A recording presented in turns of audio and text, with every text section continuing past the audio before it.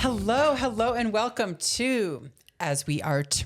Wow, this is episode 20. Woohoo, 20! Who even are we? A new decade. Yes. 20. That's awesome. Welcome to your 20s. I'm Monica, I'm Candace. and we have a guest. We do. It's a He doesn't have a name. gigantic snake. He or she, they don't have a name. But we're going to talk about that on this week's episode of As We Art. So we're here talking about the art we're working on right now and whatever's inspiring us this week. Oh, my hair. Okay. I just got out of the shower. I Had to tuck the hair. I got to tuck the hair. Okay. We're really glad you're here. Seriously, welcome. If you are new, we're so happy you found us. We are a podcast. We're also on YouTube. So if you're already watching us on YouTube, awesome. You're Yes. getting the visuals. Yes. If you're on the podcast, you don't know what our guest looks like, but it is a snake, a tall snake lamp in the form of a brass floor lamp. Yes. We Which have we- to address the snake elephant in the room. There is an elephant as well somewhere behind the plant. But let's talk about this snake when we talk about art. How's it going? How's It's the going. week? It's going. This week is going. It has begun. It's also June, and for you know, to follow along with the awesome tradition of June, we're going to say Happy Pride. Happy Pride. I almost said for those who celebrate, but it's not like If you don't celebrate, we're not talking to you. it's not like a celebrate. It's not like a specific thing you celebrate. It's just Pride. We have Pride year round for being in the queer community, of course. Yes, But the in best June, community. there are some. You see a few more rainbow flags. Some corporations change their logos a little bit, not as much as in the past. I Yes. think the current administration and all the permission that Nazis and racists and bigots have right now is kind of quelling quelling. Is that the right word? Yes. It's kind of keeping some people quiet. Well, I also think those corporations didn't really care in the first place, but that's a whole wormhole we can go into. The ones that used to change their logo and make everything rainbow. They just did it for, Trend. for customers. Anyway, corporations don't care about you. That's my 2 cents. But yeah, so happy June, happy summer for those in that part of the world. It's winter for some parts of the world. Yes, almost winter. Yeah. Yeah. So we kicked off our June by going to the beach this week. That was nice. It's usually not super warm here in June. Like the water's cold. It's kind of hovering near the 70s. It usually doesn't get warm enough to go to the beach like till the end of June, beginning of July, but we lucked out. That's the air temp. Yes. The water temp. Yeah. So the water we're temp is burr. really cold, but we went in salt water. We're in the, I don't know, North Atlantic, whatever, New England part of the United States of America. So we went to the beach, we went swimming. It was wonderful just to have that day and that time. And we've both been dealing with a little bit of health issues this week. I have if I'm sitting awkwardly, I just want to explain. I have some back issues from my lower spine from an injury when I was in my early 20s and subsequent surgeries, pretty bad spine issues. And I can go months and months without a flare up, and then something random will wrench it. So Candace had to carry in this heavy brass lamp for the podcast today because Yes. I'm not lifting anything today. Yes. So being in the salt water is really nice in any body of water because you just feel so light. And I love swimming. I love floating. And it's just nice relief to be in the water when you have some, anytime, but especially when I have some back pain. Yeah. Take the pressure off. Feels nice. Yeah. And how are you doing? I'm having some lovely health issues as well. I'm having some weird visual problems. I went to an eye doctor because I was like, oh, maybe I need my glasses prescription updated. But that hasn't helped. And I'm having some migraines. So I don't know if it's screen related or what, but we're digging. Yeah. One of the doctors thought it was from too much screen time because Candace's 9 to 5 is on a computer screen. So it's been good to kind of we usually don't talk about our health on this on this podcast, but we're mentioning it because it's relevant. We're both dealing with stuff and it affects our art. So we we work so hard to make a schedule that works for our art. So we intentionally put time aside, hours aside every day to be artistic and creative, which is great. We're still doing that. But we have to modify a little bit sometimes if there's an issue. So how are you doing out there in listener land? Do you make any modifications for any health issues you happen to be going through? If you feel like sharing, I know it's personal, but in general, if you have ocular migraines from screen time or things that are a little jumpy visually, let us know if something worked for you. And if you happen to have lower spine chronic pain that sometimes flares up, and something works for you, let us know. Or any health issue you want to share. Yeah. It's nice to know, right? People are out there dealing with all sorts of shit. You never know. Yeah. So, and everyone just kind of deals with it silently. So, yeah, you never really know what someone else is going through. So, be nice. Be nice. Yeah. Yeah. Yeah. So we're giving ourselves just some extra room, extra grace, just to kind of like be and go through it. Like, yes, sometimes we have to go to a doctor or get some professional opinions, but just kind of like trial and error, go through it, see how you're doing. Mm-hmm. So let's talk about art, because we were still able to be creative this week. Yep. And let's start with this lovely lamp. I personally would not call this lamp lovely. I apologize in advance if the person who owns this lamp watches our podcast. That could happen. I don't know if she does. She might. It's just not something I would purchase for my decor. I'm not really a snake reptile type of person. If you can't see this, you're missing out. It's a floor lamp. It's very heavy. It's brass. And at the bottom on the floor is a coiled snake tail. It goes straight up as a snake, like scales on one side, belly on the other, and then wraps into a spiral where the lamp shade goes. But the head of the snake comes to a point with a very long, extended, sharp tongue, a forked tongue sticking way out. Right here. Yeah, I hope you can see that. So the reason why we have this lamp is because a few years back, this person reached out to us, and as stained glass artists, this person reached out to us and said, I have a lamp that I love, and the glass shade has cracked. I got a replacement shade. It cracked again. Would you be able to create a stained glass shade for it? We're hoping we can do it. We can do it. It's just going to take some engineering. We don't typically make 3D glass things. I mean, occasionally Monica will do a sculpture. But like that functionality of having to really make sure like the dimensions are correct and it fits in the lamp, and you get everything flush so it doesn't sit weird. And that's not something that we like specialize in, but we can definitely do it. It's just going to take us a little longer than it would take someone who's a little more seasoned. So. That's true. This person's not in a rush. They're giving us all the time we need. Yep. She's super patient. Yep. We appreciate it. And we're going to work with her on designs, color scheme, abstract, something more literal. Like, we have options. It just has to fit in this circular spiral snake neck and head and that tongue. It's wicked sharp, by the way. Yeah, that tongue could kill somebody. So the lamp shade needs to sit on this base, obviously, and have room for a bulb to go in and then flare out and up. So we've been just in the beginning phases of starting to talk to the customer. We went and picked up the lamp from their house. We are starting to talk about ideas and themes. And then the next step, which for those of you who follow along, I usually don't take this kind of time to make a very specific pattern and plan. I like more abstract, organic things that come together as I go. Can't do that with this.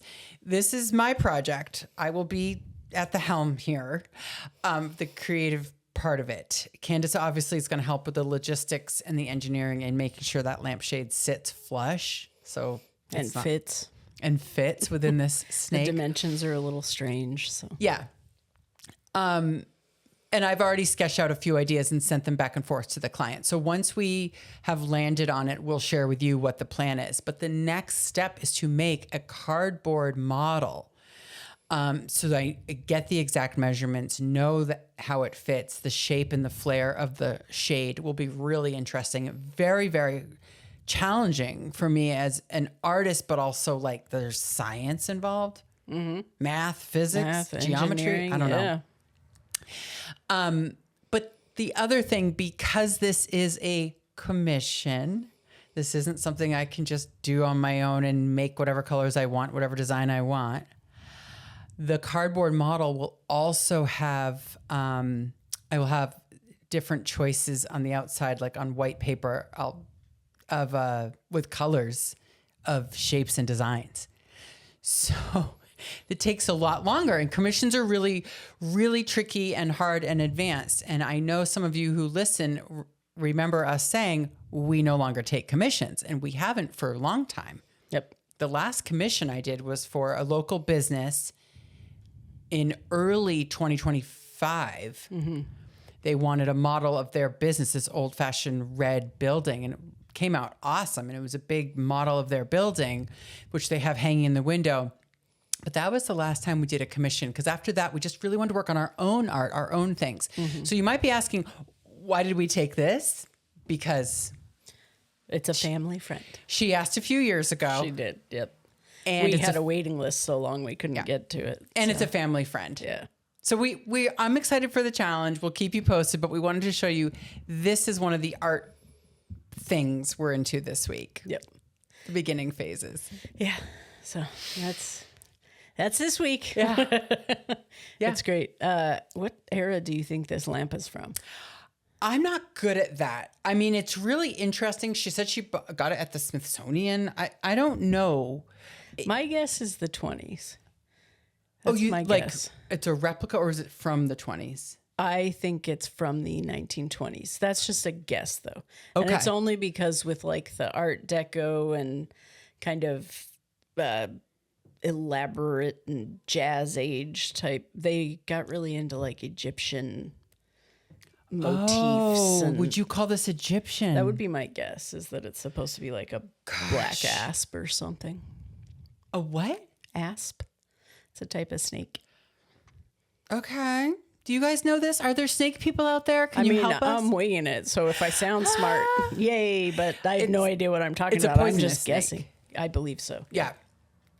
I was thinking, I'm so bad at like style. I don't know. I was thinking it's like Asian. Could be. It's because I saw a snake that looked like this when I had the opportunity to travel to India, but I don't know. I think of Asian, but it doesn't matter. This client this friend of the family is very excited to get her lamp back, however many months it takes, with a shade on it that's glass. Mm-hmm. And one of the things, if you're out there, I have made a few standalone glass lamps out of stained glass. You always want to use an LED bulb, mm-hmm. because they give off way less heat than standard or traditional light bulbs. And the other thing to keep in mind is you need air. There has to be airflow to the lamp so it doesn't get overheated inside. Mm-hmm. The glass will crack if you let it get overheated. I made that mistake. I made a cube lamp, like a table lamp shaped like a cube, which was fine. And then I put a lid on it with glass, and that was not fine. Mm-hmm. As soon as I put the glass top, it overheated inside. So I learned, if you make a lamp, make sure it's open air or air underneath. Make sure there's airflow. Mm-hmm. Preferably on top, because heat rises. So it'll go out the top first. Okay. See, anyway. This is why we're a good team. I can't wait to start cutting glass and putting it together, but there's so many steps before then. So this will be a really good test of my patience, and it has to fit exactly right. It's going to be amazing. What else did we do for art this week, Candace? You helped me tremendously with something artistic. What was it? It was a lot of fun, actually. And I just have to say, like, before I state what it is, I'm very proud of Monica. Like, it was a lot of fun. Monica has finished a draft of the play that she has been writing. And we got to go through it page by page. I read it aloud so that we could do some editing, make sure things were grammatically correct, and also just notice if like anything sounded weird or was hard to understand, or if words were like used more than once in a sentence. And it was a lot of fun. It was really like emotional to read through it. It felt kind of like a magical moment in time and space and life. So it was excellent. Yeah. Yep. What do you mean? It's definitely a moment where like I will always look back on it and remember it. You just, you know how you know sometimes when you're in those moments, you're lucky enough to like know that this is going to be like a core memory. Oh my God, that's so nice. And just for a little context, and thank you for saying that. It's true. It's amazing. I have been working on a script of this play for 2 months, and I have been the only one looking at it. So I typed it, I wrote it, I kept going back, working on it. That is my process, and I've never written a play, so this is a first. And I am ready to send a draft out. I sent a outline to this local art community center, to see if I could use their black box experimental theater to actually stage the play. I'm still waiting to hear back, but I wanted, now that I have the script done and I had sent a draft, I really wanted Candace to be involved at this point. She graciously, slowly and patiently took her time, not just read it out loud line by line, which was so helpful to hear the words. I didn't say anything. I just listened, and she'd put notes in the margins, which is great. So I can go back easily and, okay, I spelled that word wrong, or yeah, I repeated a word in the same paragraph. It was really helpful. It was also really emotional for me on the inside, because to hear the words I've been creating silently at my computer, to hear them out loud. And Candace wasn't acting. She was just reading it like as an editor would. Mm-hmm. So even that was enough to be like, oh my God, this is such a strange moment, because it's the beginning of something. It's a launching point. I want this play to be out there. I want this play to be staged. This is like an art form I never thought I would get into. I don't have a theater background whatsoever, but I just picture this scene of these two women in a prison cell having a conversation. That's the gist. So we're talking small cast, very simple, simplistic set design, and easy premise. It's not a musical. There's not a lot of movement and lighting changes or sound changes. It's just a conversation between two women, but it's, I think, a really important conversation. And I felt like this is so corny and cheesy to say, and I hate when writers say this, but it felt like it wrote itself. I think it's great. I've said it before, but I think that's why they tell people, write what you know. Because then you're not trying to pull things out of thin air and really struggling with like, how would this person say this? Or how would these two people relate? Because you've been in that situation. Like you it doesn't have to be the exact situation, but it does. It probably feels like it kind of writes itself because of that. It felt like that very much. I mean, I wanted to have a lot of realistic elements to what it's like to be in a prison cell. Okay. But I also wanted some themes and some important, meaningful topics to be woven in, which were based on a lot of things I really did talk about, at that time. But also I wanted some things that I've come to know, come to learn, come to realize about how, and I'm sure a lot of people can relate to this on some level, we've all felt silenced in our lives at one time or another, I would think. Anyone for any reason at different times, we have felt like we have to make ourselves smaller. We have to make ourselves more quiet. And this was just almost a joy to write, because it's these two women using their voice and saying what they want to say, and in a place that's oppressive, in a place that wants to keep them really downtrodden. So I think it would make a good play. It's not a comedy. It does have a little bit of a twist ending. But I am really glad that it's the first draft. I feel really good about it. And so now the next step is to figure out how to stage the play and where that might be. And Candace and I talked about that. You know, if you've been through this and you've written something and you want it out there, sometimes you just might have to just do it yourself. I have this vision that it would be at a local theater to start with.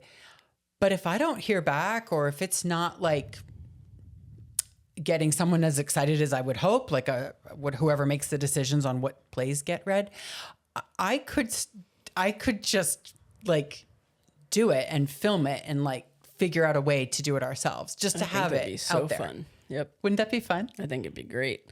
Just find some space that somebody will loan to us. You know, it can be a space that can have people watch or not, but we'll film it and Yeah. it'll Really be awesome. simplistic. I just want it like out there. So that's where we are with the play. The play is called Doing Time with Virginia Woolf.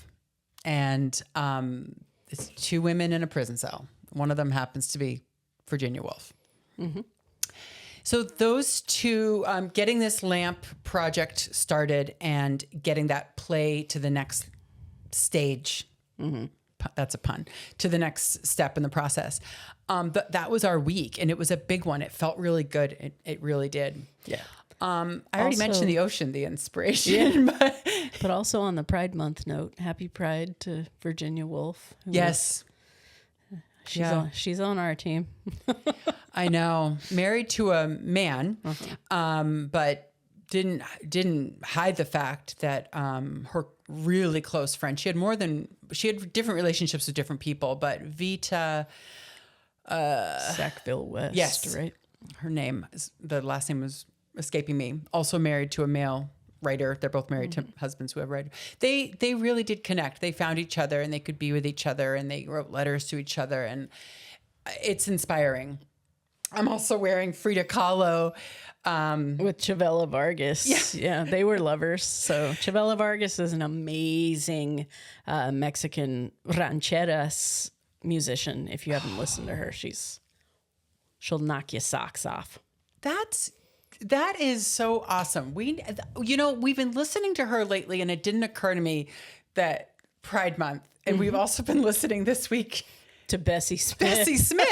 Bessie Smith's music is incredible, and it's the old sound from the recordings from the 20s and the 30s during Prohibition, and the way they recorded it. It's so beautiful. Her songs are so good, but also was in relationships with both men and women. Yep.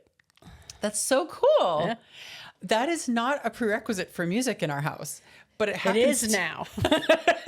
It's gay or nothing. Yeah. We were inspired. Listening to Bessie Smith. We had, what's the film we watched recently? Is it just called Bessie? Yeah. Bessie. Queen Latifah plays Bessie Smith. And I believe she sings most of the songs herself, if not all of them. And she killed it. Yeah. It was really good to watch her. She's so talented. I love Queen Latifah. She nailed that role. Yep.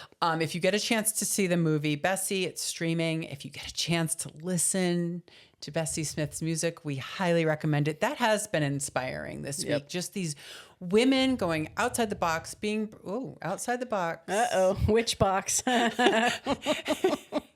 Outside a box. You know your way around a box. Yes. But artists and women who think differently and aren't afraid to express themselves, be themselves, be with who they love, and make amazing music and art. And writing. So. Also, Ma Rainey, the singer, is in the movie Bessie, because Bessie toured with Ma Rainey, and Ma Rainey is slept with women as well. Yeah, and openly. This wasn't Very openly. Hidden. And this was she the did not hide it. teens. Yeah, it was during the vaudeville era, and Ma It's over Rainey 100 did not years hide ago. it at all. Yeah. That was There's interesting. supposed to be a really good movie. I have not watched it, but I believe Netflix maybe or somebody made a movie with Viola Davis as Ma Rainey, and it's called Ma Rainey's Black Bottom. Oh, I want to see that. Yeah. I love Viola Davis's work. She's amazing. Oh, this has been fun. Yes. So just to recap, we're fine. We're just having some health stuff. We're excited to be creative and get our hands dirty with some ideas and things we're working on. It feels really good.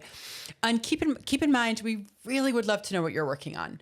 What are you working on? What's creative? What are you trying that's different? What projects are you starting or finishing? Anywhere you are in the process, we'd love to know.